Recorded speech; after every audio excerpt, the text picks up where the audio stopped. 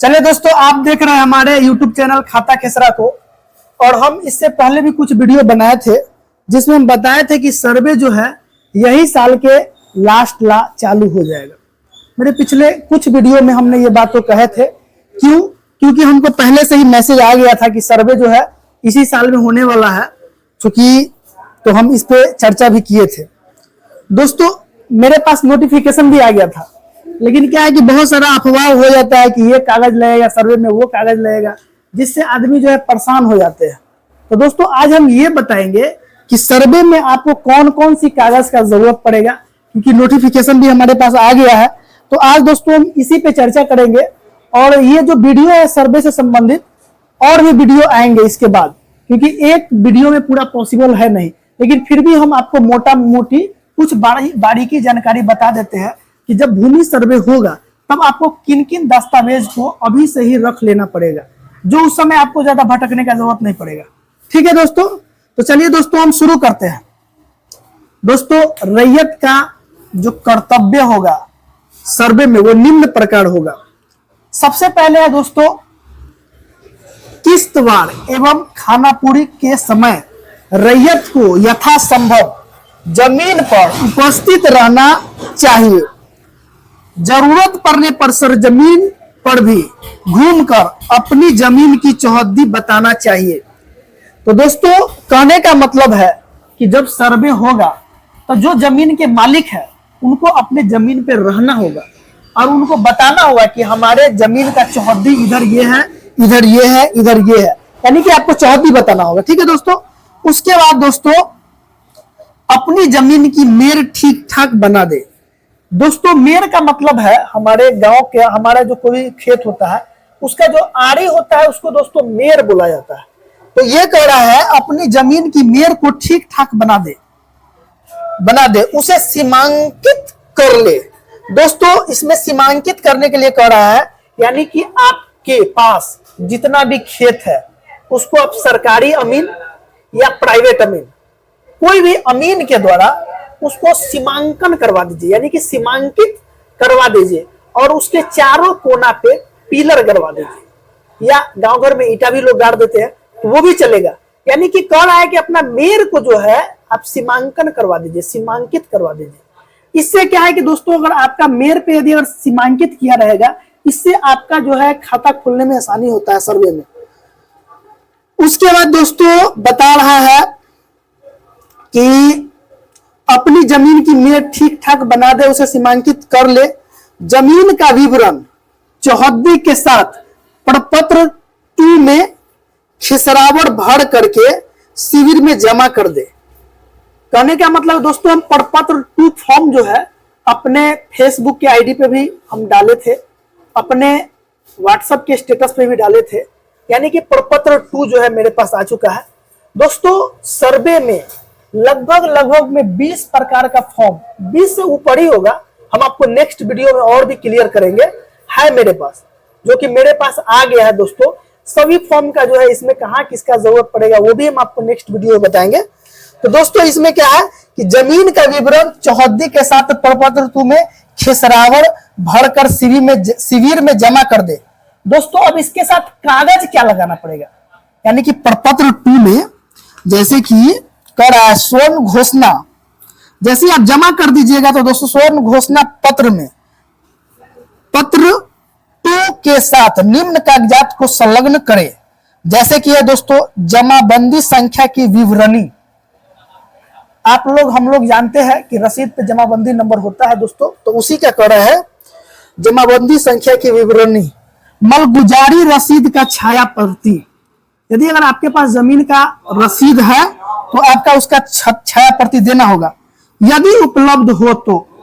इसमें यह भी बात कहा गया है, यदि अगर आपके पास उपलब्ध हो तो।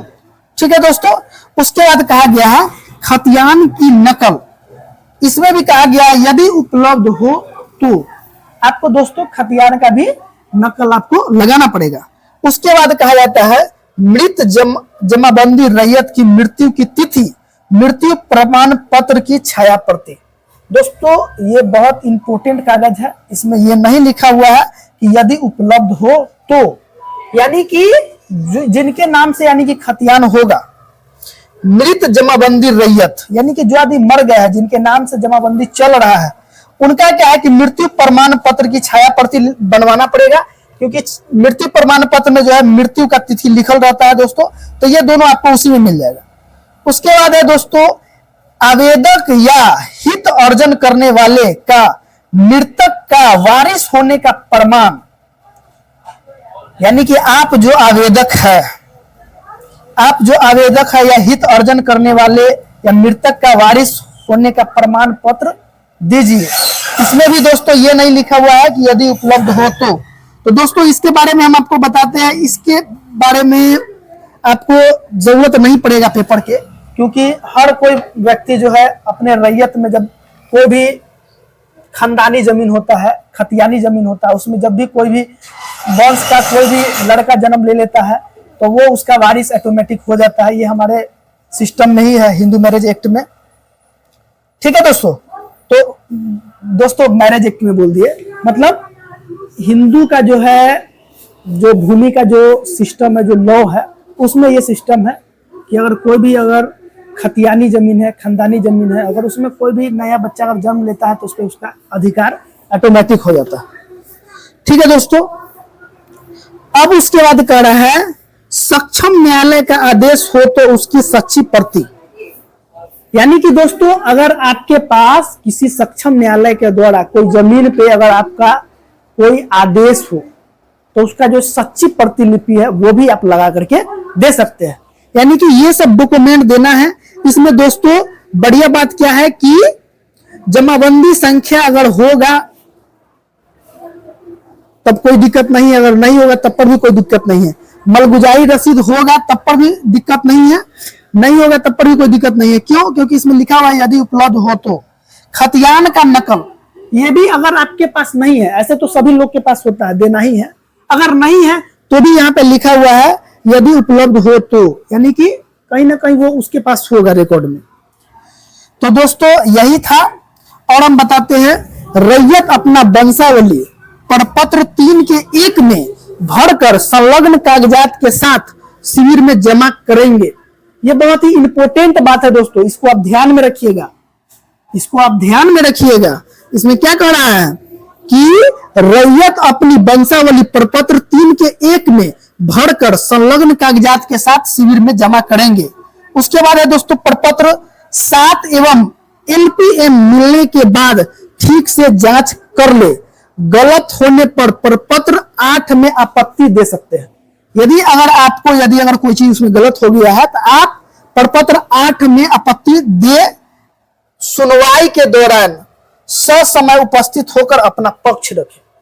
अगर आपका कुछ गलती होगा तो इसमें सुनवाई होगा, जिसके लिए आपको प्रपत्र 8 में आपत्ति देना होगा और ससमय सुनवाई के समय आपको उपस्थित रहना होगा और अपना पक्ष रखना होगा। ठीक है दोस्तों, प्रारूप अधिकार अभिलेख मानचित्र के जांच कर ले। प्रारूप अधिकार अभिलेख मानचित्र की जांच कर ले, यानी कि आपको जब नक्शा जब आपको मिलेगा तो उस नक्शा को आप जांच कर ले। अगर उसमें किसी तरह का अगर गलती अगर पाया जाएगा तो प्रपत्र 14 में आपत्ति दायर कर सकते हैं। ठीक है दोस्तों, उसके बाद है अंतिम रूप से तैयार अधिकार अभिलेख एवं मानचित्र का अवलोकन कर ले, गलत हो तो प्रपत्र 21 में आपत्ति दे। यानी कि अधिकार अभिलेख मानचित्र, यानी कहने का मतलब है दोस्तों, अगर खतियान फाइनल जो खतियान बनेगा दोस्तों, उसमें अगर खतियान में या नक्शा जो बना उसमें और किसी तरह की अगर आपको लगा कि इसमें गलती हो गया है या त्रुटि हो गया तो उसके लिए क्या है कि दोस्तों आप प्रपत्र 21 में आपत्ति दे सकते हैं। उसके बाद दोस्तों है लास्ट, अधिकार अभिलेख खतियान की एक प्रति शिविर या बंदोबस्त कार्यालय से अवश्य प्राप्त कर ले। जब दोस्तों ये सर्वे का सारा काम जब खत्म हो जाएगा, सर्वे कंप्लीट हो जाएगा, नक्शा बन जाएगा, तो दोस्तों आपको क्या करना है, आपको शिविर से जो है या बंदोबस्त पदाधिकारी से क्या है कि अपना खतियान का एक प्रति ले लेना है। यानी कि अपना ये खतियान आपको वहां से मिल जाएगा, आपको ले लेना है उसको। ठीक है दोस्तों, तो यही था दोस्तों। अभी जो है जो सर्वे जो होने वाला है उसमें रैयतों के कर्तव्य है दोस्तों, यही है। इतना चीज को दोस्तों ध्यान में रखना है। बहुत सारे लोग घबरा रहे थे तो आपको इस वीडियो में क्या है कि सारा सवाल का जवाब मिल गया होगा। ऐसे इसमें हम कुछ और भी बारीकी चीज है जिसको नेक्स्ट वीडियो में लेकर के आएंगे दोस्तों। ये हम आपको मोटा मोटी बता दी है। ये जो भी जानकारी है दोस्तों ये एकदम सही है, क्योंकि ये जो हम आपको बोल रहे हैं दोस्तों ये कहीं से कोई लीक नहीं है। ये जो है बिहार सरकार का जो नोटिफिकेशन निकला है उसके माध्यम से हम आपको बताया है, जो कि बिल्कुल ही सही है। और दोस्तों हम आपको एक बात और बता दें कि 20 अगस्त से बिहार के 45,000 लगभग 45,000 मौजे में सर्वे का काम स्टार्ट होने जा रहा है, जिसमें क्या है कि कई जगह पे शुरू में एक साथ सभी गांव में नहीं होगा जो हम अनुमानित बता रहे हैं, क्योंकि उसमें बहुत सारे पदाधिकारी जो है वो अभी ट्रेनिंग में है, वहां से आएंगे तब जाएंगे। लेकिन हाँ दोस्तों ये 20 अगस्त से सर्वे जो है लगभग जितना भी अंचल है बिहार के उसमें शुरू हो जाए, जो चाहे किसी भी मौजा में शुरू होगा, लेकिन सर्वे का काम जो है दोस्तों शुरू हो जाएगा। तो आप जो है इन कागजातों को अभी से ही निकाल करके अपने पास रख ले ताकि आपको दिक्कत परेशानी नहीं हो।